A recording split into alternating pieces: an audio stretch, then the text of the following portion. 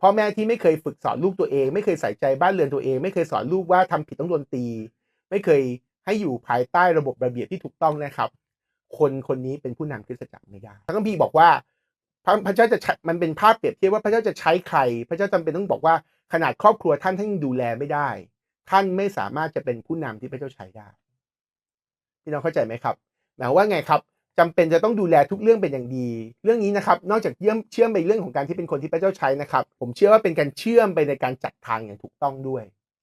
คริสเตียนส่วนมากนะครับสังเกตไหมครับเมื่อกี้นะครับพระคัมภีร์บอกคนที่พระเจ้าจะใช้การได้นะครับไม่ได้ลิงก์ไปถึงเรื่องของฤทธิ์อำนาจเลยเป็นเรื่องลักษณะชีวิตทั้งนั้นเรื่องแรกนะครับครอบครัวนะครับพระเจ้าเนี่ยสนใจคุณลักษณะชีวิตของท่านมากกว่าผลลัพธ์ในชีวิตของท่านคนส่วนมากเนี่ยสนใจแต่ว่าคนนี้มีเงินในบัญชีเท่าไหร่ถ้าเป็นคนรวยก็ก้มหัวแต่ไม่เคยรู้เลยว่าได้เงินเป็นยังไง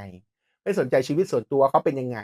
คนส่วนมากมองที่ผลลัพธ์แต่พระเจ้ามองที่วิธีการได้ผลลัพธ์